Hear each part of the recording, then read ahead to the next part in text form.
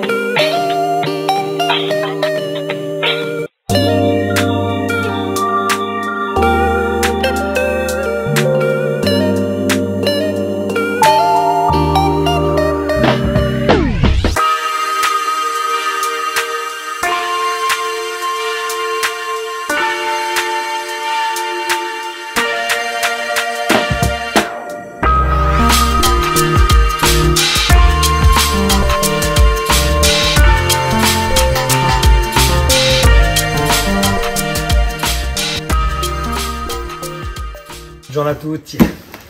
Alors, j'adore ces projets, surtout quand je reçois des cadeaux. Voilà, c'est la société Carrosse.e qui m'avait, tout le monde l'aura compris, qui m'avait déjà suivi sur le projet de la Mini. Alors, ils ont décidé de me suivre sur cette remise en état de la 4L. Voilà, donc j'ai reçu, je ne les ai pas encore ouverts, hein. J'ai reçu donc tous les produits nécessaires pour la carrosserie. Alors il y a un petit peu de tout, il y a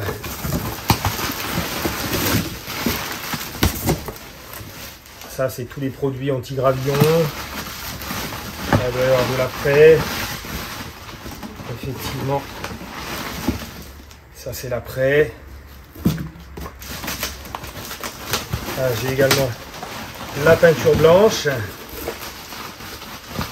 C'est un site qui est vraiment super bien fait. Je me répète, hein, mais la Sunbeam que j'ai sorti du maquis la semaine dernière, j'avais juste le code couleur 161.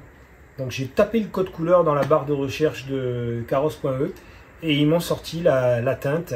Alors, elle n'est pas référencée chez Sunbeam, elle est référencée chez Talbot, sachant que Sunbeam, Hillman, Chrysler, Talbot, voilà, on est sur le même véhicule avec les mêmes années puisque les dates correspondent.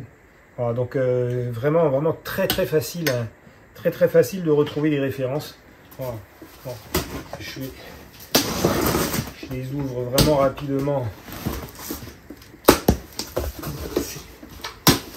C'est Noël avant l'heure. Ah, ça c'est un pistolet pour trop jeter. Pour les corps creux. Alors, effectivement, c'est un pistolet à corps creux, puisqu'il va y avoir quelques endroits, il va falloir que j'injecte les produits.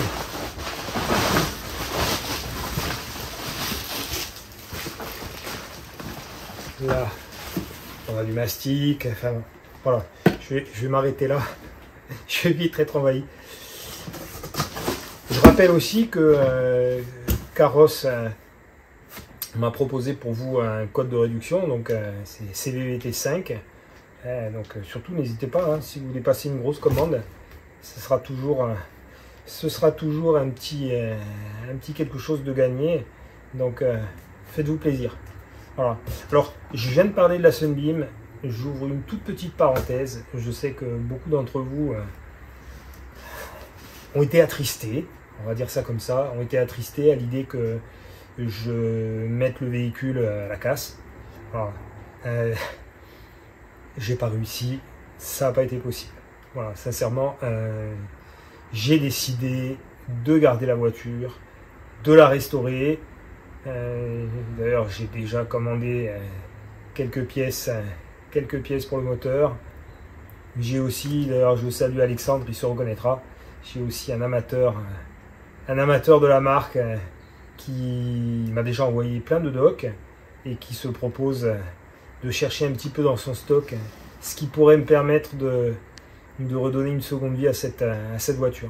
Alors, pourquoi je l'ai gardée? Bon, outre le fait que ça fait toujours mal au cœur de voir disparaître une voiture qui plus est rare, mais je me suis fait une remarque toute simple.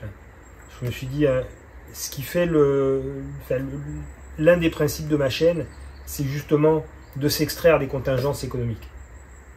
On l'a vu sur le projet de la Mini, j'ai 1000 heures de travail, je sais très bien que si je devais quantifier,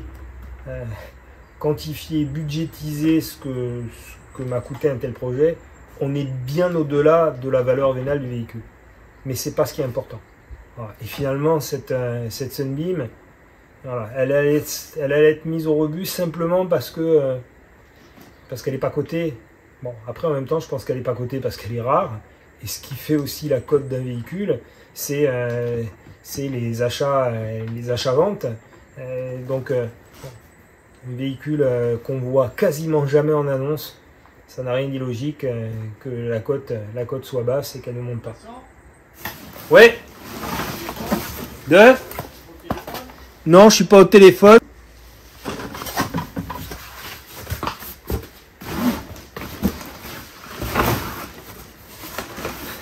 Alors, il y a un autre détail aussi qui m'incite à sauver cette voiture.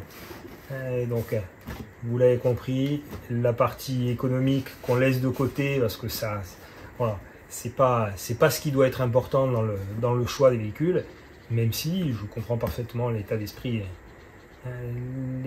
des gens et c'est logique. Mais quand vous faites vous-même, j'ai envie de dire la partie main d'œuvre, elle est annexe, elle est secondaire. Maintenant, c'est sûr qu'en passant par un professionnel, ce que moi je m'apprête à faire, ça n'a pas d'intérêt. Donc, la seconde raison qui me pousse à sauver ce véhicule, c'est que c'est une première main. Il est donc du 18 juin 1973. C'est pas la peine du 18 juin, mais presque. Et donc, il se trouve que la bidépartementalisation en Corse, donc jusqu'à fin 1975, tous les véhicules en Corse étaient immatriculés en 20. À partir de janvier 1976, la Corse est divisée en deux départements, Haute-Corse 2B et Corse du Sud 2A.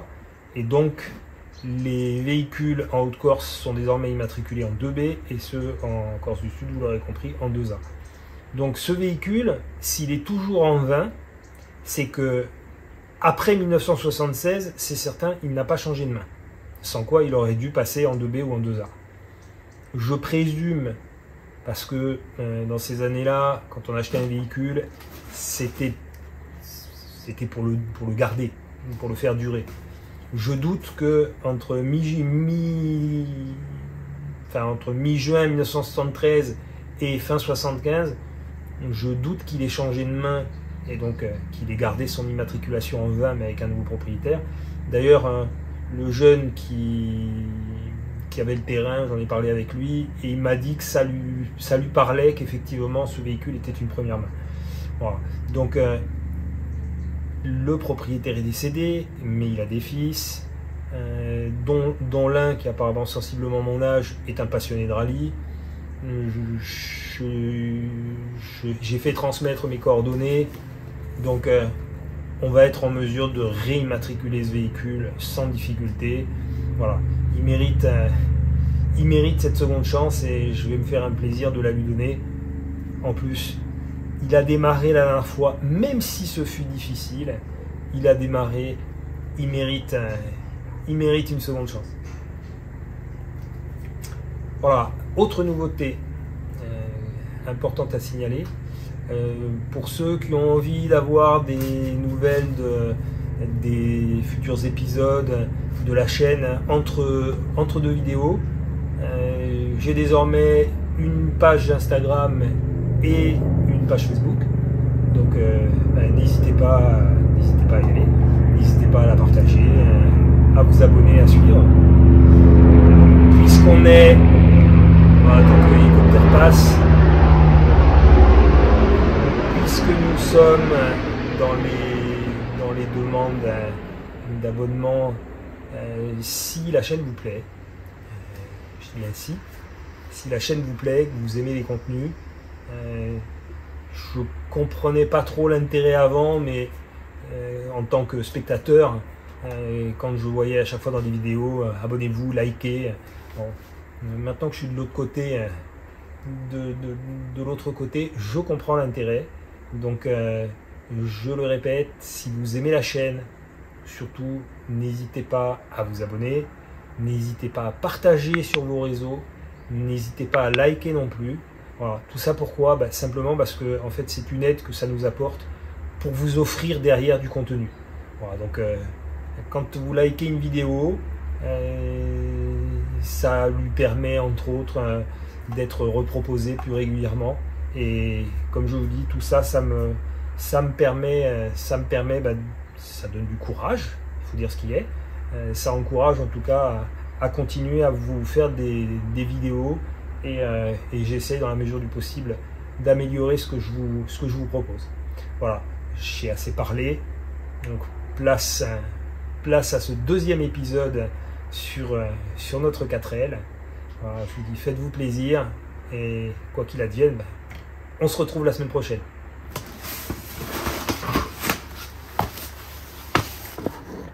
Alors, je profite de la présence d'Anthony qui est là encore pour 4 jours. Au moment, vous l'aurez compris, au moment où j'ai tourné cette vidéo. Donc je profite de sa présence pour qu'on aille réaliser donc cette extraction de la donneuse ensemble. Voilà, donc on a à peu près tout prévu. On a rendez-vous avec le propriétaire du terrain qui va donc nous ouvrir le portail pour pouvoir accéder à ces épaves. A priori, on est parti dans l'idée que ça va être une formalité. On va arriver avec la remorque, on va la mettre derrière, la 4L, on va la charger, ça va être vite fait. En fait, on est loin de la réalité, rien ne va se passer comme prévu.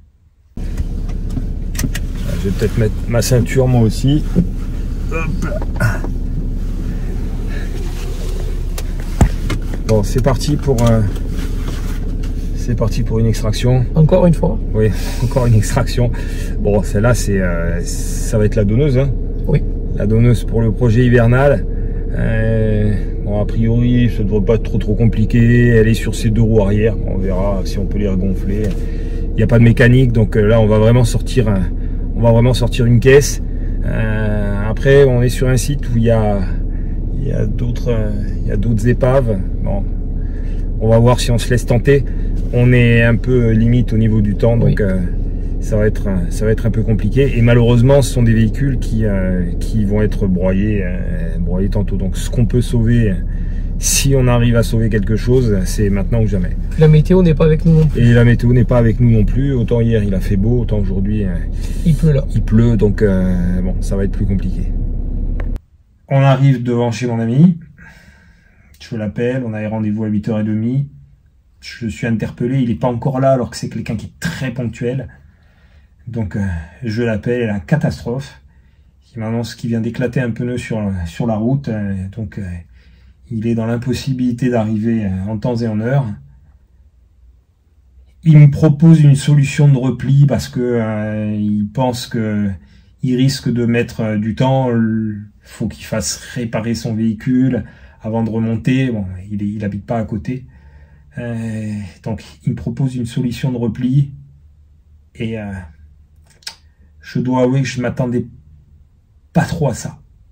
Allez, on est rentré sur la piste. Bon, on a à peu près 1 kilomètre de piste à faire. Comme tu peux voir, elle est quand même relativement propre. Il n'a pas trop plu ces derniers jours. Ça m'est arrivé de l'emprunter dans des portions qui était extrêmement boueuse et ça passait juste là. On est vraiment dans la matière là.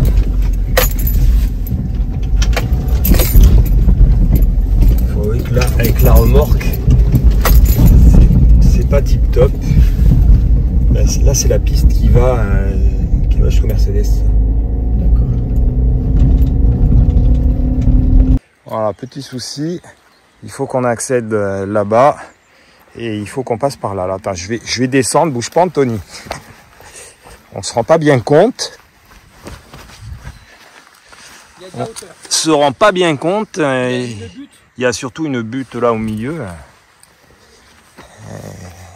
Si on peut éviter d'y tanker, le 4x4 avec la remorque. La voiture elle passera, mais la remorque pas du tout là. On ne se rend pas compte, mais c'est vraiment très pentu. Hein. Ouais. Je sais pas si on arrive à voir avec cet angle là. C'est quand même chaud. Ici on essaye de casser un peu la butte.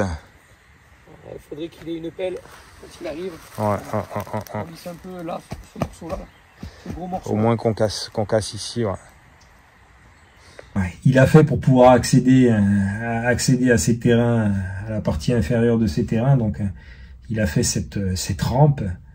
Et je dois avouer que avec un 4x4 normal, sans rien derrière, il n'y a pas d'inquiétude à avoir, ça passe. Là, je dois avouer que c'est raide, c'est très court. Donc, le risque de planter la remorque derrière est non négligeable.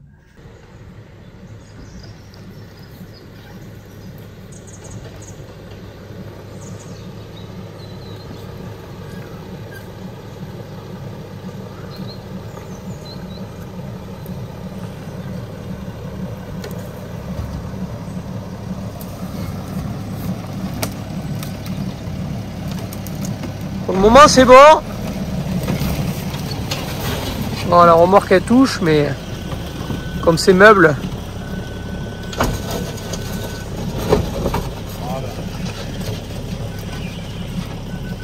Allez, c'est passé.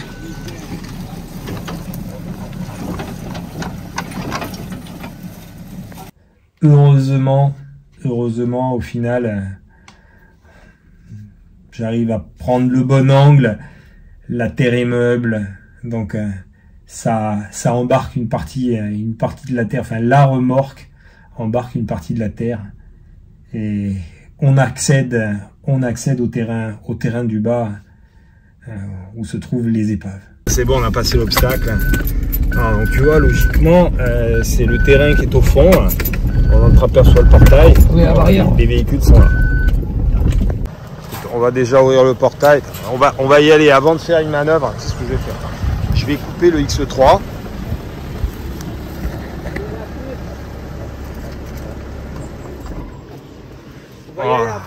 On va aller voir à pied.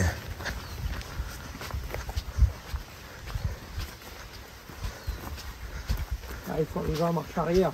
Elle est directe avec la remorque. Alors pour tourner, ça va être compliqué. Le souci, le souci, oui effectivement, ça va être compliqué par. Il n'y a pas de largeur pour tourner. Alors normalement, elle est sur ses, voilà, elle est sur ses roues arrière.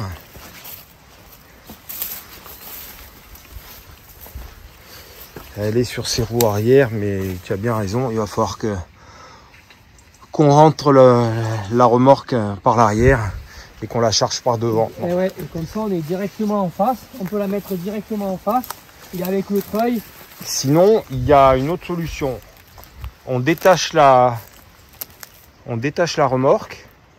On a la largeur de la tourner à la main. On la détache dans le champ, à côté il y a la place. On vient, on accroche la 4L, on la sort avec le X3. Oui, on peut faire ça. On la tire jusque dans le champ là-bas pour pouvoir la charger à l'envers. Ça peut se faire aussi. Allez, on va essayer cette option-là. Allez. Le gros souci d'essayer de la sortir de la volée, c'est que d'une part, il n'y a pas de train avant. Il y a 2 roues. On espère pouvoir les gonfler et on espère aussi que les tambours soient pas bloqués, sans quoi ça va compliquer un peu l'affaire. Donc on commence à faire un petit peu de nettoyage autour et bien entendu je n'avais pas prévu ça, donc on n'a rien pour couper les herbes, rien pour couper les petits arbustes, et côté passager ça pique. Si, le capot il est même s'il a l'air complètement pourri, Ouais, enfin bon, il est en meilleur état il est en meilleur état que celui qui est sur la 4. Tout à fait. Regarde, même la calandre est en bon état.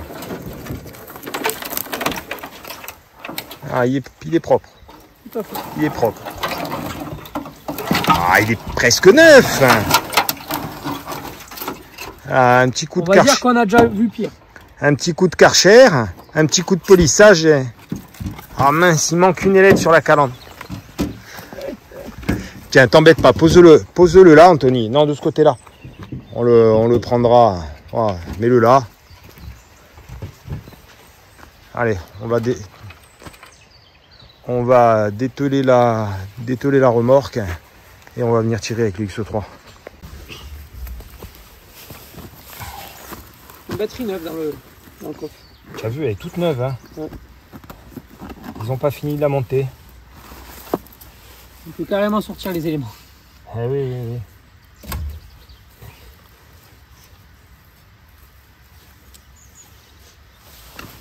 Allez, un petit coup de gonflette.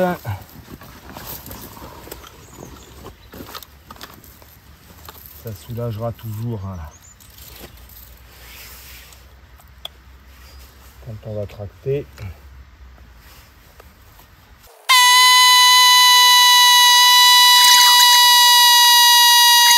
Ouais, sinon on va arracher la chambre à air. Oui. On va laisser comme ça.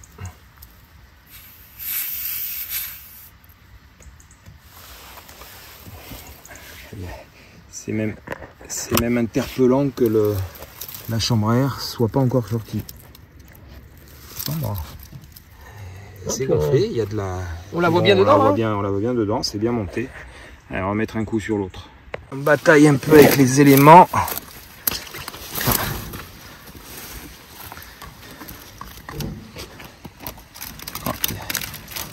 On a oublié le coupe-coupe, comme tu l'as appelé. Ouais. Alors, je vais voir. Elle est en bas. Non, ça va. Tiens. Je vais y avoir accès. Je te le passe.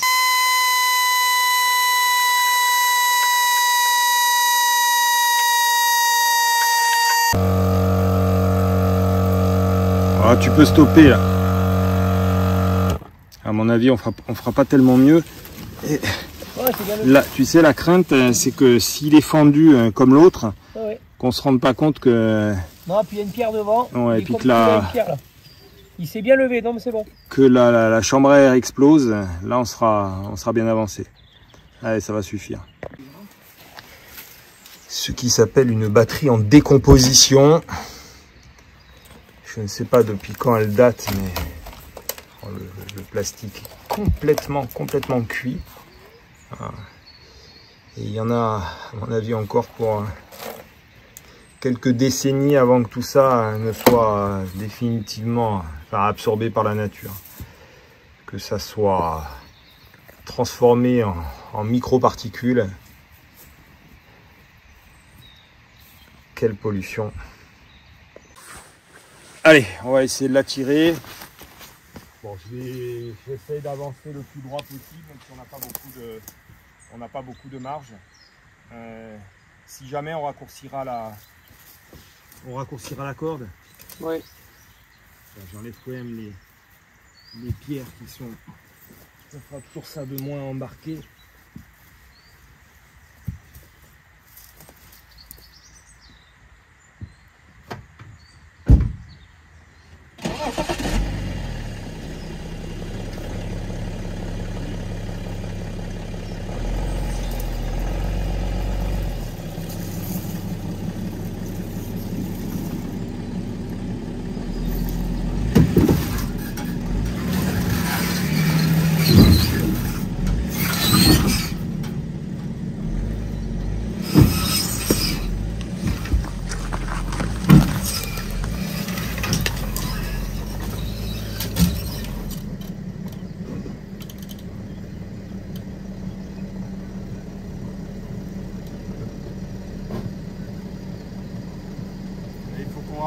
la corde parce que là tu vois comme je tourne, la 4L elle vire, elle est en train de virer sur la droite. Bon. Et là de cette longueur là ça va être parfait. On commence à tirer la fourgonnette avec le X3. Ça sort. Le problème c'est que on est légèrement en virage et ça suit pas. Ça suit pas et ça prend pas la bonne direction. Et du coup, obligé de tout modifier. Bon, c'est loin d'être gagné.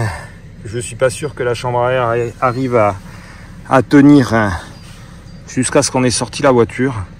Bon, les roues arrière sont pas bloquées, c'est déjà ça. Ah, une belle épave qui va sortir de là. Et toujours la même constatation. Alors, la terre polluée, et pourtant on est sur l'arrière, hein. Ça peut être des résidus liquides de frein. La terre polluée en profondeur, il n'y a plus rien qui pousse. C'est toujours impressionnant. Mais bon, ça en fera encore une de moins. Une de moins qui pollue notre beau maquis, notre belle Mac. Et ce sera pas un mal.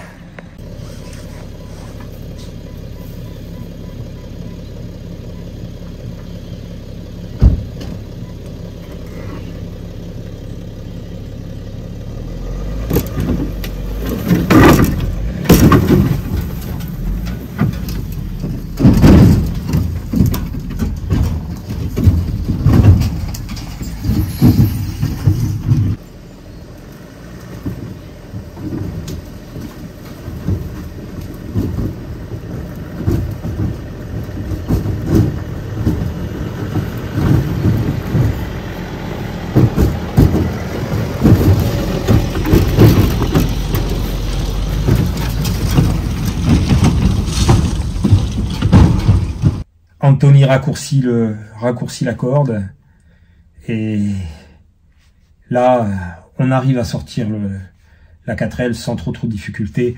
Elle arrive à suivre le X3 sans partir d'un côté ou d'un autre.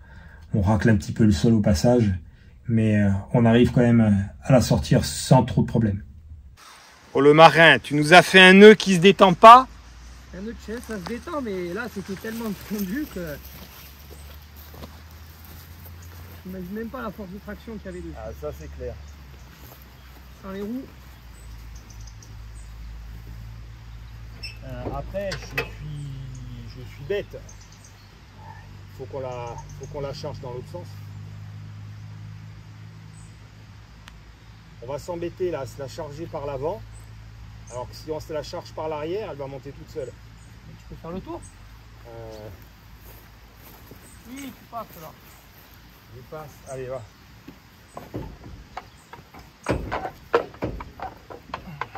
Attends, tiens. Je la laisse là. Donc là, j'ai décidé.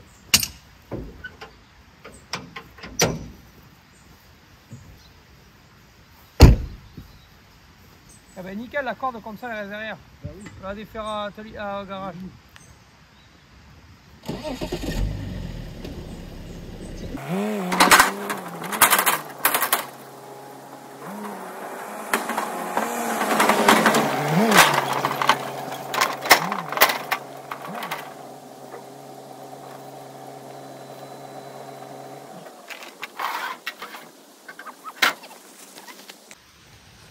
Le mot volant pour tourner les roues, ouais.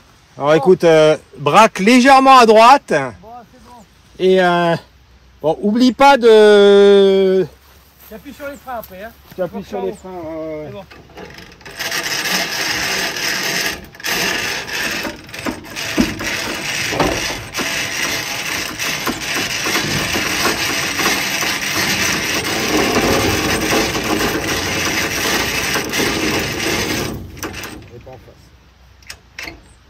On n'est pas en face. Alors il a fallu qu'on pousse ça.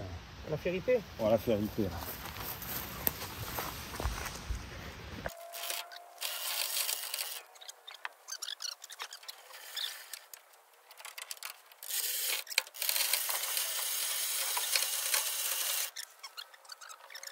Alors, on voit mieux de ce côté-là. Le souci, c'est que comme il n'y a pas de roue à l'avant, au fur et à mesure que ça résiste, que ça creuse dans le sol, on se retrouve avec une voiture qui se met de travers et qui va avoir du mal à passer les rampes sur la remorque. Voilà, donc on va mettre le cric et on va essayer de ripper la caisse.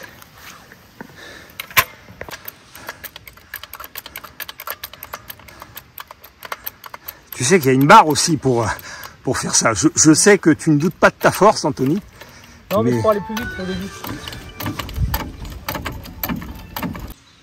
Allez, attaque! On fait monter la 4L. Et puis, voilà, il fallait bien qu'on ait un problème. Et voilà, elle ne peut pas monter plus loin.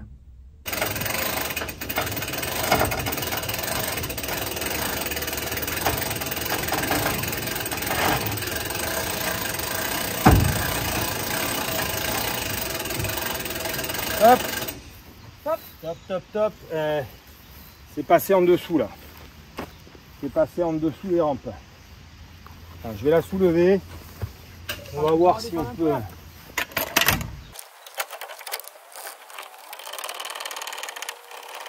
On peut peut-être enlever les rampes maintenant.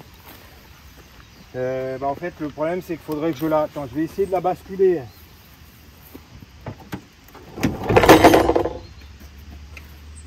Allez, là je suis bon, je suis passé dessus. De l'autre côté, tu es pas encore. Hein. De ce côté-là, je suis pas encore dessus. Non. Non. Mais bon, je vais la attends, regarde, tu sais ce que je vais faire? Je vais la basculer complet, je vais faire tomber le. Alors je vais la laisser comme ça. Parce que là, je suis quasiment au bord. Faut qu'on l'avance encore un peu. Voilà, on l'avance. L'absence de train avant, en fait, il y a juste les triangles de suspension bloquent quand on essaie de la tirer et ça bloque d'un côté et de l'autre. Ça veut pas monter sur les rampes.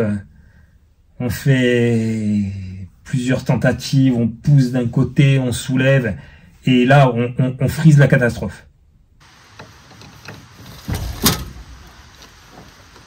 Le problème c'est que là, faut la ressoulever. Là, faut la ressoulever. Oui, mais là de ce côté. Ouais, mais faut la ressoulever de ce côté-là. Ah, oui, plus vers là.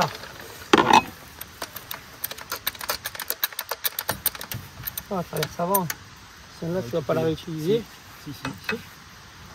Toute la traverse, je vais la récupérer parce que sur l'autre, elle est bouffée par la rouille. Je peux pas me prendre là. Je vais la tuer là. Alors, prends sur le demi-train. Vas-y, mets-la. Alors, attends, je vais quand même en sortir cette partie-là. Alors, place-le, c'est bon? Vas-y.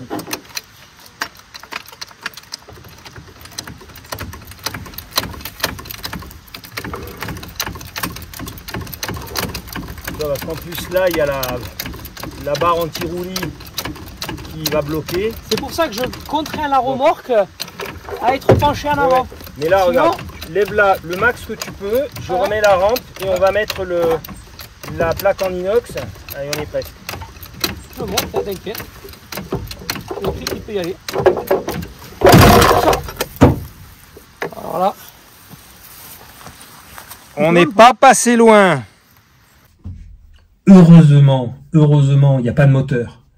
Sans quoi, la caisse, en bougeant, elle serait tombée d'un coup beaucoup plus vite et j'aurais peut-être pas eu le temps de sortir les bras. Enfin bref. Heureusement, il s'est rien passé, mais ça nous sert aussi de leçon. On n'est jamais assez prudent. Et voilà un parfait exemple. Alors, on va la lever au milieu.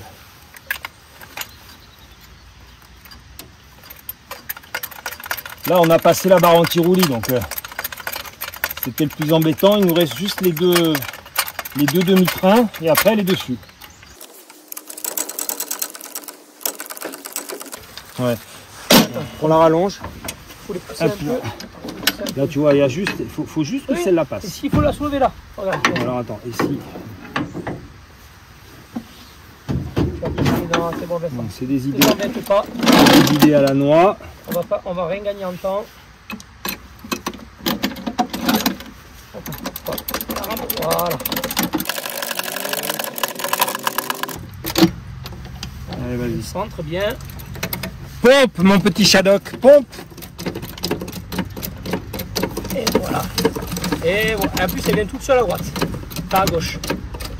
Pas à droite. Allez, je tire là-bas. Et on est bon.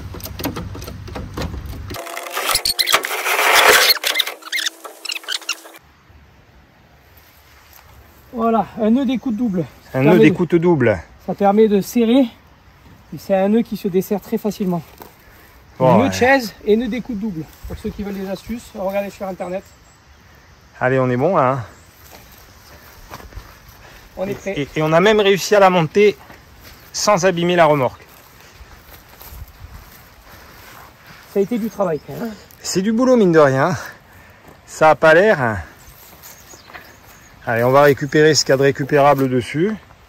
À commencer par... là, clairement, par l'aile. Hein. Celle-là, elle est propre. Celle-là, elle mérite. Elle mérite de retrouver une seconde vie. Il y a la clim aussi sur celle-là. Il y a la clim. Ouais, d'origine au sol. Ah, mais je me demandais ce que c'était que ces tuyaux, là. En dessous, il y a le tapis. Tu sais, ces tuyaux qu'on appelle des durites. Oui. Ah, attends, Alors, j'ai la manivelle, je vais la remettre en route tout de suite. Figure-toi que ça c'est pour le chauffage et pour la clim c'est en dessous. C'est directement sur le plancher. Directement sur le plancher, ouais. Ah, sur celle-là aussi donc. Ouais, sur ce modèle-là aussi. Ouais. Sur ce modèle-là aussi. Tu sais que j'ai même pas fait attention à l'état général du châssis en dessous. Oui, effectivement, la clim est bien présente. Au final, on réussit à la lever, on termine de la charger et on est quand même obligé d'attendre mon ami parce que on repartira pas par là où on est passé à l'aller, c'est juste impossible. Allez, on est parti. On va ressortir, hein, pas par l'endroit d'où on est arrivé parce qu'avec la pente c'est juste impossible. Ça passe de mon côté là?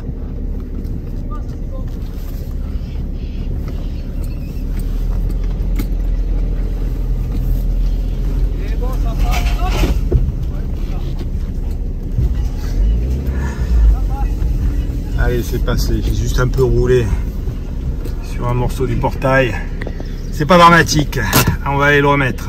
Non, du coup, en attendant qu'il arrive, on se fait plaisir et on va visiter toutes les épaves qui restent sur ces terrains.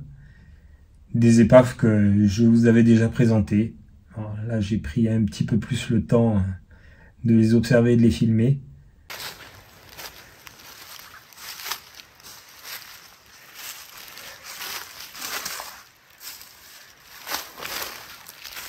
Elles sont impressionnantes ces deux-là.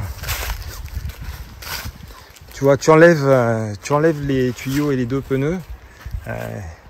Ça fait, tu sais, ce côté... enfin, tu vois que ça s'intègre, entre guillemets. Ça s'intègre partiellement à la nature. Ah, ils ont bien été attaqués par la mousse. Ah oui, oui, par la mousse et le reste. Ah putain. Là, ce serait une Jaguar type E. Dans cet état-là, je te dirais, ça vaut le coup d'être sauvé. Une 305 SR. Mais il y a encore des pièces à récupérer. Hein, ah oui, oui, pour quelqu'un qui en a une, c'est certain, ça fait une belle banque de pièces. Hein. Après, le souci, c'est que déjà, il faut les sortir de là. Ah, c'est compliqué. C'est plus que compliqué.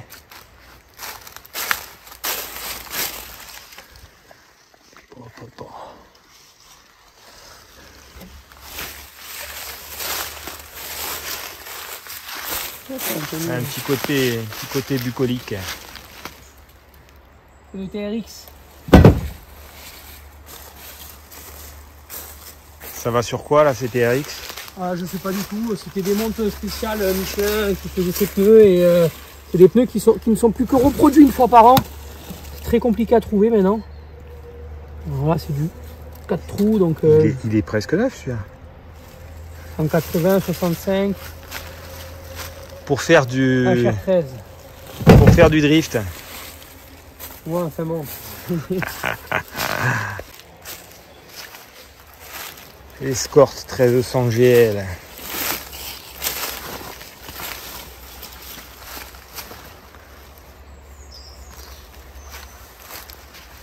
Celle-là aussi.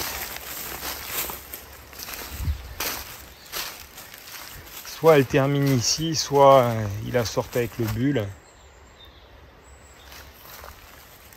Quand on voit la hauteur des pneus de l'époque,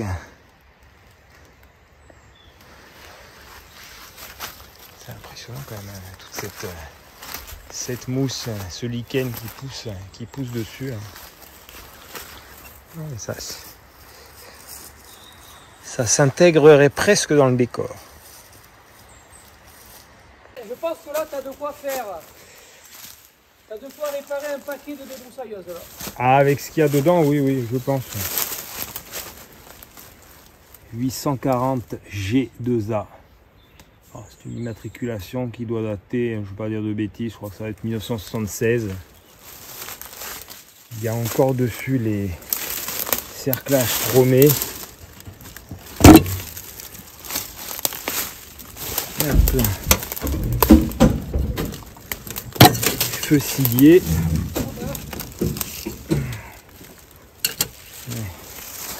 Ceux-là, ils valent le coup d'être récupérés. Bon, les optiques malheureusement sont cuits dedans.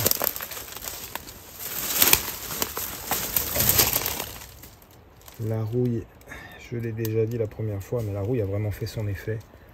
Et là c'est pareil. Du lichen, de la mousse. Et petit à petit, elle disparaît. Bon, il y en a encore pour un paquet de temps avant que ça sorte de là. Et ce camion de déménagement, dont on connaît l'histoire, enfin en tout cas une partie, j'ai eu de nombreux messages de gens qui connaissaient donc la société de déménagement.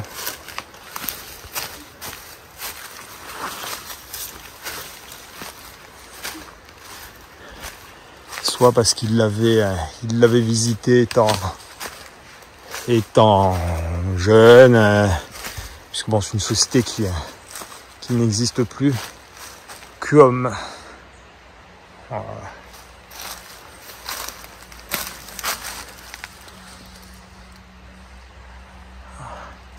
les pneus, ils ont leur compte. Ceux-là, on ne pourra pas les regonfler.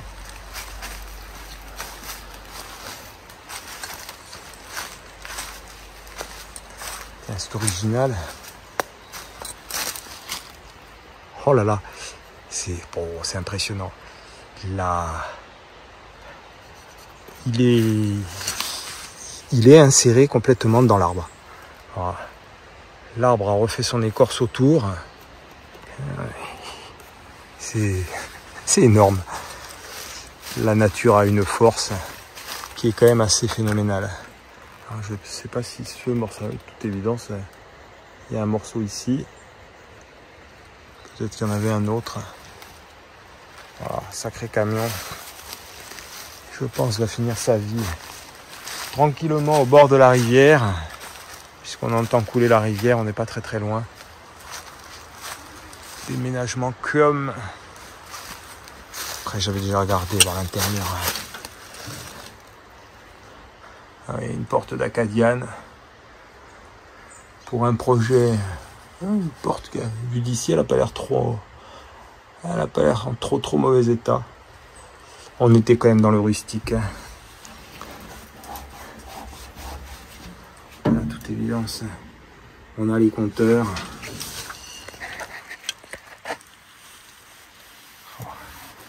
La mousse qui a pris le dessus.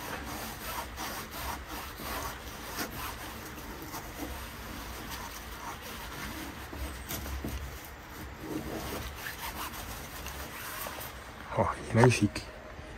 Il est magnifique.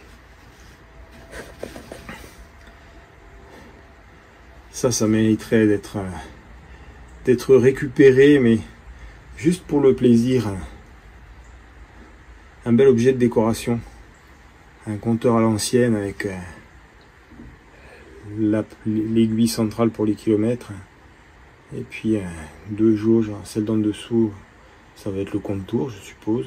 Non, oui, peut-être.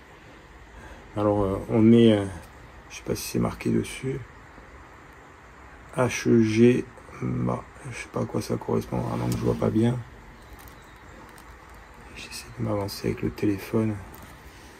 En tout cas, un bel objet. Oh, la mousse de partout. C'est... Je l'ai déjà dit une fois, mais ça inspire une sorte de respect. C'est un peu comme quand on se balade dans un lieu, pas nécessairement un cimetière, mais quand on se balade dans un musée, par exemple, où il est de bon ton de chuchoter, de parler doucement. Ben voilà. Là, rien ne m'empêche de parler à haute voix, mais le lieu m'inspire de parler, de susurrer.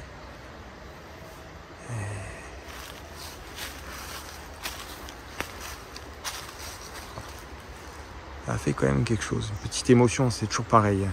Moi, quand je vois des épaves, je m'imagine ce qu'a été la vie de ce véhicule qui est sorti des chaînes de montage flambant neuf et qui, après une longue et dure vie de labeur, se retrouve abandonné au milieu de nulle part, faut dire ce qui est. C'est vraiment impressionnant. Ça y est, on est arrivé au garage avec les staffettes à côté. Je vais voir pour récupérer un certain nombre d'éléments. Bon, c'est un modèle antérieur à celle de mon ami. On le voit nettement avec... il a encore les charnières extérieures. Après, je pense que pour le reste, toutes ces pièces-là, a priori, je pense, sont identiques ou très très proches. Donc, je vais commencer par m'atteler à récupérer cette joue d'aile. Et puis, bon, j'ai regardé. Bon, l'aile, je vais la prendre quand même, mais sur celle-ci, elle est plutôt correcte. Donc, allez, un petit peu de corrosion là. Bon, je vais voir laquelle des deux est la plus intéressante à récupérer. J'allais dire, ce capot est en bien meilleur état que l'autre. On va faire la phrase inverse. Ce capot est en moins mauvais état que l'autre. Parce qu'il y a quand même pas mal de boulot. Alors, un petit peu de corrosion perforante. Là, après, il y a quelques bosses. Mais bon, là c'est bosselé. Par contre, sur cette partie-là, on est quand même relativement propre. Alors que si on voit ici, outre les bosses, de toute évidence, c'est un capot qui avait déjà été refait par le passé. Il est fortement corrodé ici. Là, sur ce coin-là, ben, on peut carrément le dire, il est totalement rouillé. Là, tout le support, il n'y a plus rien qui tient de ce côté-là.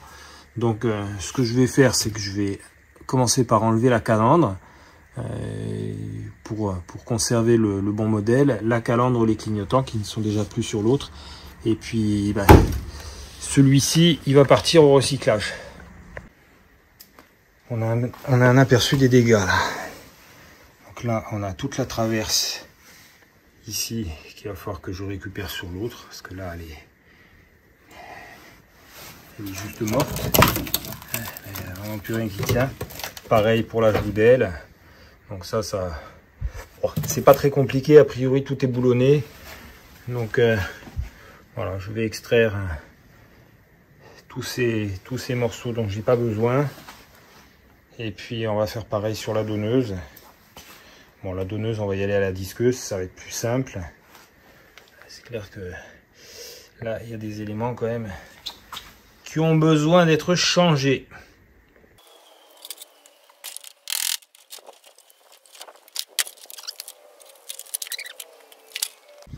Alors pour démonter le joue d'aile, je suis obligé d'accéder donc aux vis qui se trouvent à l'intérieur. Donc pour ça, il va falloir que j'enlève le vide-poche.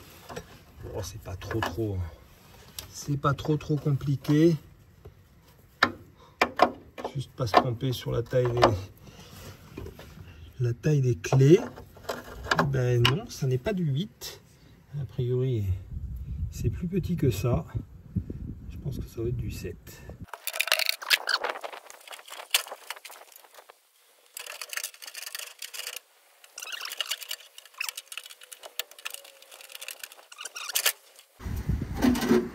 Voilà.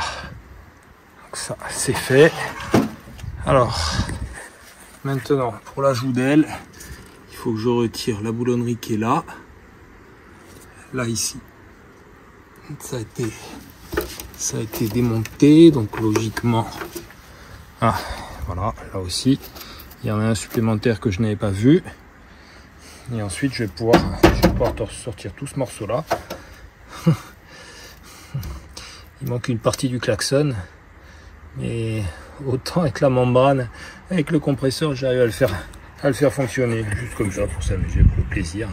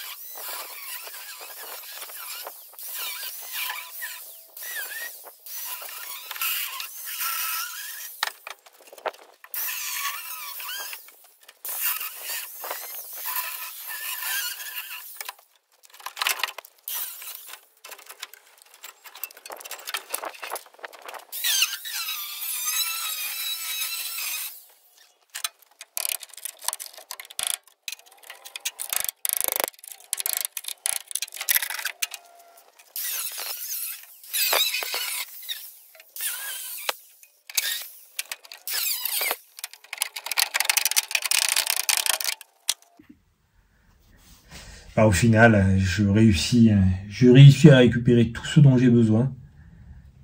J'en profite au passage pour tester l'acide phosphorique, donc le destructeur de rouille.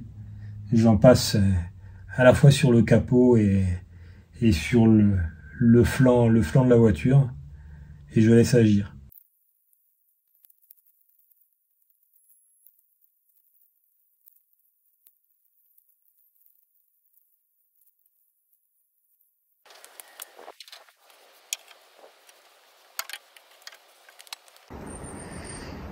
J'ai mis l'acide phosphorique également sur le capot.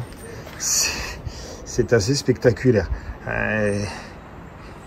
Autant sur la carrosserie, j'ai suivi presque en direct, autant là j'ai laissé agir sans regarder. Et bon, là je viens de remettre encore une petite couche.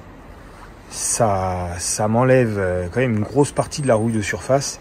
Et voilà un élément dont personne n'aurait voulu. Qui de suite change, et là on a vraiment on commence à se rendre compte que qu'il est sauvable, qu'il est restaurable. Alors il va y avoir du boulot, puisque comme on peut le voir, il est enfoncé en de multiples endroits, mais il est quand même globalement, j'ai presque envie de me laisser à dire qu'il est sain.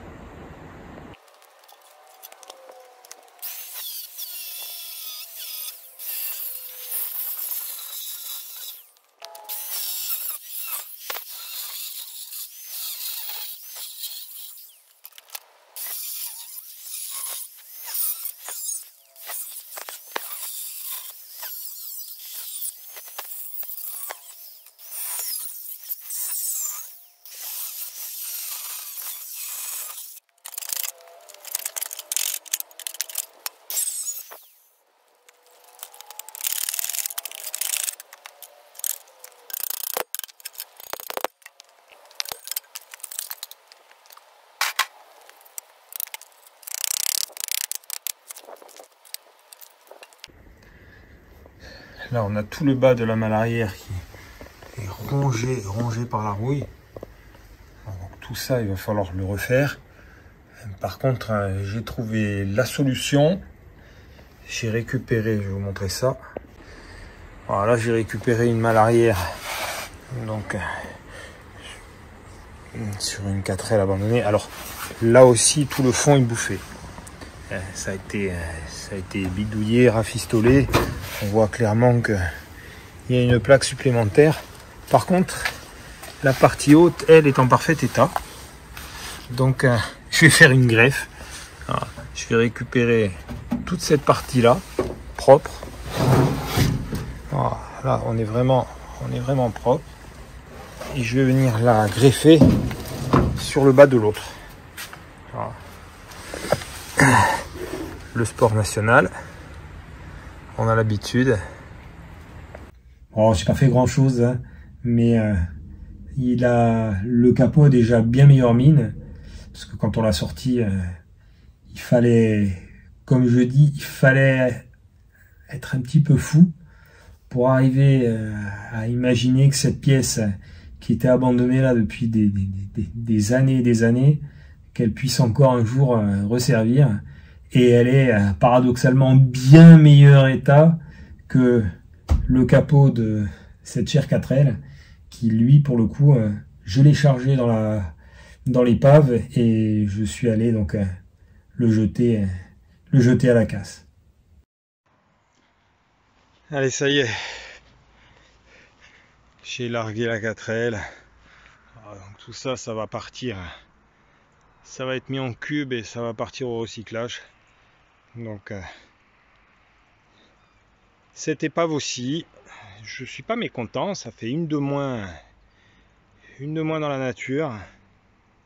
Alors je sais, certains vont dire une goutte d'eau dans l'océan, mais comme je me rappelle à le dire, pour ceux qui ne connaissent pas la légende du colibri, voilà, je fais ma part du marché. On en a fini, on se retrouve dans une semaine pour la suite de cette rénovation.